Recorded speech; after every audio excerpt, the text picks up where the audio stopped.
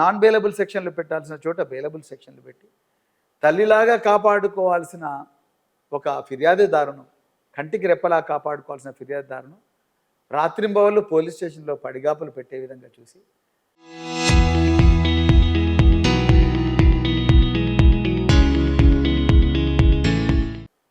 Jail ఊచలు లెక్క పెట్టాలన్న నిందితుడు పరారీలో ఉండే విధంగా చేసిన పోలీస్ అధికారులను ఏ విధంగా కాపాడమంటారు? మధు, ఏ విధంగా వాళ్ళను ఏమంటారు, ఎట్లా చేస్తారు?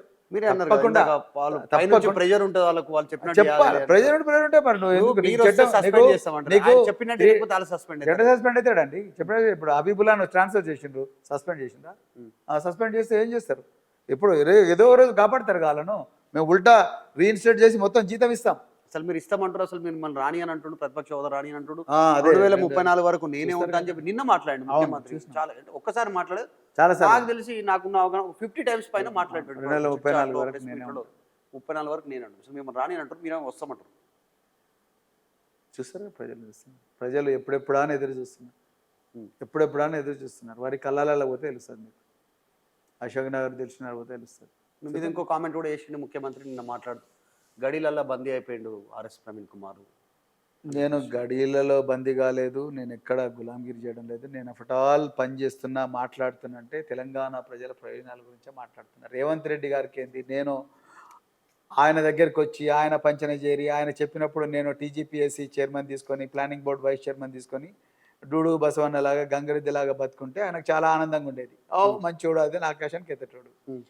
ఇప్పుడు నేను కేటీఆర్ గారితో, హరీష్ రావు గారితో, మిగతా అందరు సీనియర్ నాయకులతో నేను కూడా ప్రజలకు సమస్యల మీద పోరాటం చేస్తున్నాను. మేము కూడా పడతలేదు. ట్యాపింగ్ కేసుల గురించి మాట్లాడుతుంటే, ఆ కేసు గురించి మాట్లాడితే ఆయన చేస్తున్న మరీ తప్పులను చట్ట ప్రకారం చట్టం ఇచ్చిన అధికారాలను ఉపయోగించుకొని, రాజ్యాంగం ఇచ్చిన హక్కులను ఉపయోగించుకొని ఆధారాలతో సహా ప్రజల ముందర పెడుతుంటే ఆయన తట్టుకోలేకపోతున్నాడు. అందుకొరకే నువ్వు ప్రతిసారి కూడా ఆయన స్టేట్మెంట్ ఇంతకుముందు ఇది మొదటిది కాదు, నువ్వు గులాంగిరి బంద్ చేసుకో. అవునయ్యా, నేను గులాంనే. ఎవరికి గులాంను? నేను చట్టానికి గులాంను, నేను పేద ప్రజలకు గులాము. ఈ బాధితులకు నేను సేవకుడిగా పనిచేస్తాను. ఈ బాధితులకు తప్పే ఉన్నది. అది ఏ మెడకాయ మీద తలకాయ ఉన్న ఏ రాజకీయ నాయకుడని చేయాల్సిన పని, దాంట్లో తప్పే ఉన్నది. సో ఆయన బాధ అంత ఏంటంటే ఆయన దగ్గరికి వచ్చి సరే అని చెప్పి ఇప్పుడు అందరు చేస్తున్నారు కదా. కాంగ్రెస్లో ఉండే నాయకులు ఇంత జరుగుతున్నా ఎక్కడ పోయినరండి? సీతక్క గారు ఎక్కడ పోయిన? సురేఖ గారు ఎందుకు మాడతలేరు? వాళ్ళు మహిళలు ఇంతమంది ఉన్నారు కదా, రోజు గాంధీ భవన్లో కూర్చొని ప్రెస్ మీట్లు పెడతారు. ఎక్కడ పోయిన వాళ్ళు? అంటే మీ క్వశ్చన్ ఏంది, ఎక్కడ పోయారంటే దాని మీనింగ్ మాట్లాడతలేరు. వాళ్ళ నాయకులు అక్కడ గులాంగిరి చేసే వాళ్ళు అక్కడ ఉన్నారు. అంటే ముఖ్యమంత్రి చెప్తాడా అట్లా మాట్లాడొద్దని? అంతే, 100%. ఇక్కడ బీజేపీలో డికే అరుణ గారు ఎందుకు మాట్లాడతలేరు చెప్పండి? మాధవీలత, రచనారెడ్డి, రుద్రమదేవి ఎందుకు మాట్లాడతారు? మహిళనే కదా. బంగారు శృతి ఎక్కడ పోయిన వీళ్ళంతా? ఎందుకు రోడ్ల మీదకి వస్తలేరు? పొన్నం ప్రభాకర్ ఒక స్టేట్మెంట్ చేశారు, దాని మీద ఏం కామెంట్ చేస్తారు? అవసరం లేదు, రాతియుగపు ఆలోచన. పెళ్లి చేస్తే అయిపోతుంది అనేటువంటి స్టేట్మెంట్, రాతియుగపు ఆలోచన. అది పొన్నం ప్రభాకర్ని అడగాలి, మీరు నన్ను అడుగుతా. మీ ఒపీనియన్ ఏంటి? ఆయన మంత్రి ఆయన అడగండి. అది రాతియుగపు ఆలోచన చెప్పిన కానీ ఆయన మైండ్ ఆడికి పనిచేస్తున్నారు. ఓకే, ముఖ్యమంత్రి స్టేట్మెంట్ లాస్ట్లో ఒకటి, కొడుకు తప్పు చేస్తే తండ్రిని తీసుకొని జైలు ఎక్కేయాలన్నా, భగీరథ్ తప్పు చేసి ఇమీడియట్లీ పట్టుకొని వచ్చి కోదండం ఎక్కించి ఉరేయాలని అనుకుంటున్నా. బీఆర్ఎస్ వాళ్ళు చెప్పింది ఇమీడియట్లీ అవుతుందా? కాదు కదా. అట్లా ఈ కేసులో మధు, ఈ కేసులో A1 బండి Bhagirath, A2 Bandi Sanjay, A3 Sangappa, A4 ఇంకా కొంచెం గుంజితే శ్రీరామ్ అవుతాడు.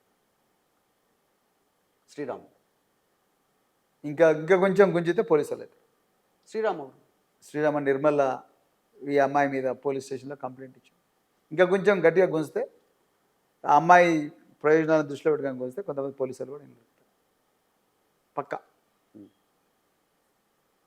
ఇక ముఖ్యమంత్రి చేతిలో ఉంది, ఆయనే హోంమంత్రి కాబట్టి చెప్తాను పక్కా. ఇది బండి సంజయ్ గారు ఇందులో తప్పకుండా ఏటో అవుతారు. మీరు ఏ లీగల్ స్టాచ్యూట్ తీసుకున్నా కూడా తప్పకుండా ఆయన ఏటో అవుతారు. ఆయన కూడా పోక్స్ అని ఉంటుంది ఆయన మీద కూడా. అది నేను చెప్పలేను, అంటే అది నేను భయపెట్టిండు, అది నేను చెప్పలేను. కానీ ఏదో ఒక రకంగా అవుతాడు. ఇంకా ఆయన తప్పించుకున్నాడంటే అది దేశ ప్రజల దురదృష్టం. ఇప్పుడు చివరిగా ఒక స్టేట్మెంట్, ఎందుకంటే రాష్ట్రంలో ఇప్పటివరకు మొత్తం పోక్సో కేసులకు సంబంధించి 2014 నుంచి ఇప్పటివరకు లెక్క తీసుకుంటే ఆర్టీవీ 16,994 అప్రాక్సిమేట్లీ కొంచెం ప్లస్ ఆర్ మైనస్ సంథింగ్ 16,994 కేసులు అయితే ఆ కేసులలో నుంచి బీఆర్ఎస్ పిక్ చేసింది ఒకటి బండి భగీరథకి సంబంధించి. దీన్ని ఎక్కువ క్యాంపెయిన్ చేస్తుంది బీఆర్ఎస్ ఉంది. మేము ప్రచారం సోషల్ మీడియా ప్రచారం బీఆర్ఎస్ ఎఫర్ట్ అంతా కూడా భగీరథ్ కేసు పైన పెడుతున్నారు. అట్లేం లేదండి. మేము మైనర్ బాలికల మీద ఎక్కడ అత్యాచారాలు జరిగినా మా బీఆర్ఎస్ నాయకులు నాయకురాలు గ్రామ స్థాయి నుండి రాష్ట్ర స్థాయి వరకు మాట్లాడుతూనే ఉన్నారు. ఈ బండి భగీరథ్ అనేది this one of the cases. కాకపోతే బండి భగీరథ్ కేసుకు ఎందుకంత ఎక్స్పోజర్ వచ్చిందంటే ఇతను ఒక బాధ్యతాయుతమైన పదవిలో ఉన్న కేంద్ర మంత్రి కొడుకు కాబట్టి ఆ ఎక్స్పోజర్ వచ్చింది. అంతకుముందు ఆయన మీద ఈ రౌడీయిజం కేసులు అవన్నీ ఉన్నాయి కాబట్టి అంత ఎక్స్పోజర్ వచ్చింది. సో ఇంత గతంలో కూడా కాంట్రవర్షియల్ పర్సన్ కాబట్టి అంత ఎక్స్పోజర్. అంతే తప్ప మేము అన్ని కేసులు కూడా ఆ విధంగానే మాట్లాడతాం. మేము మైనర్ బాలిక కులమో మతమో అట్లాంటివి చూడకుండా ప్రతిదీ వస్తాం. అసలు ఇన్ఫ్యాక్ట్ ఇంకా సోషల్ మీడియాలో సర్క్యులేట్ అవుతున్న ఈ గౌరవ బండి సంజయ్ గారే చాలాసార్లు ఈ అమ్మాయిలకు న్యాయం చేయాలి, పోక్సో ఇట్లా అవుతుంది, పోక్సో చట్టం పెట్టాలన్న మంత్రి వాళ్ళ సొంత ఇంట్లోనే వాళ్ళ కొడుకుని కంట్రోల్ చేసుకోలేకపోయింది అనేది నేను మొదట్లో మీకు చెప్పాను.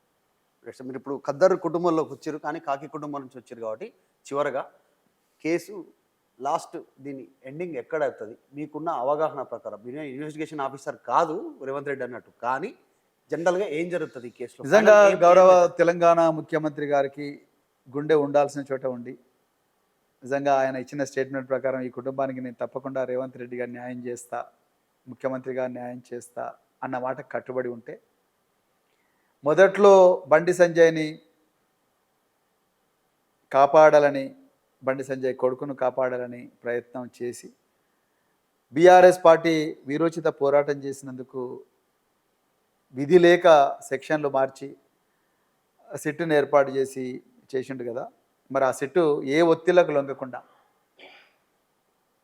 అనుక్షణం పబ్లిక్ ప్రాసిక్యూటర్ యొక్క మంచి నిష్ణాతులైన పబ్లిక్ ప్రాసిక్యూటర్ల యొక్క సలహాలు తీసుకొని ఎవిడెన్స్ కేర్ఫుల్గా గైడ్ చేస్తే బండి సాయి భగీరథ్కు 20 సంవత్సరాల జైలు శిక్ష పడుతుంది.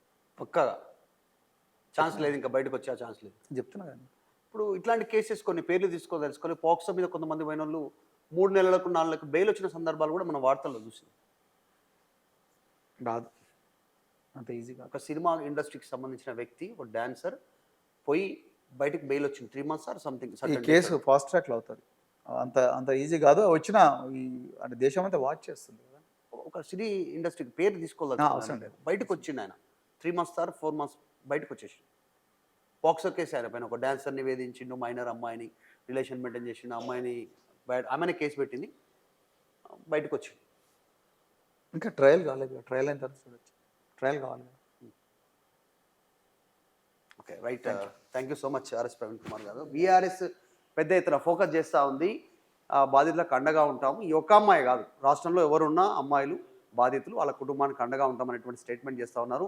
ముఖ్యమంత్రి అబద్ధాలు చెప్తున్నారు. డీజీపీ, సైబరాబాద్ సిపి ఇద్దరు మీడియా ముందుకు రావాలి, బయటకు వచ్చి ప్రెస్ కాన్ఫరెన్స్లో జరిగిన విషయాలని చెప్పాలి, లేదంటే ముఖ్యమంత్రి తప్పు చెప్తున్నట్టే వాళ్ళు రాకపోతే అనేటువంటి స్టేట్మెంట్ ఆర్ఎస్ ప్రవీణ్ కుమార్ చేస్తున్నారు. దీంతో పాటు 20 సంవత్సరాల జైలు శిక్ష పడుతుంది భగీరథ్కి అనేటువంటి స్టేట్మెంట్ చేశారు. బీఆర్ఎస్కి ప్లాన్ ఏ బీసీ ఏం లేదు, ఒకటే ప్రజల ప్లాన్ ఉంది, వాళ్ళతో పోవడానికి అనేటువంటి స్టేట్మెంట్ చేస్తూ ఉన్నారు. ఓవరాల్గా ఈ కేసులో పోలీసులని హై లెవెల్లో ఉన్నటువంటి పొలిటికల్ లేకుంటే ఇంకా డీజీపీ స్థాయిలో ఉన్న వాళ్ళు భయపెట్టిన కొంతమందికి ఇన్స్ట్రక్షన్స్ ఇచ్చారు. అటు కరీంనగర్ కానీ ఇటు పేట్ బషీరాబాద్ కానీ వాళ్ళకి ఇన్స్ట్రక్షన్ ఇచ్చారు. అందుకే కేసు సైలెంట్గా నడుస్తుంది. మిగతా వాళ్ళ విషయంలో కాకుండా వీళ్ళకు అవకాశం కల్పించే ప్రయత్నం చేశారనేటువంటిది ఆర్ఎస్ ప్రవీణ్ కుమార్ చెప్తా ఉన్నారు. ఈ కేసులో కరెక్ట్గా చట్ట ప్రకారం పోతే 20 ఏళ్ళ జైలు శిక్ష బండి భగీరథ్కు పడేటువంటి సిచ్యువేషన్ కనిపిస్తూ ఉంది.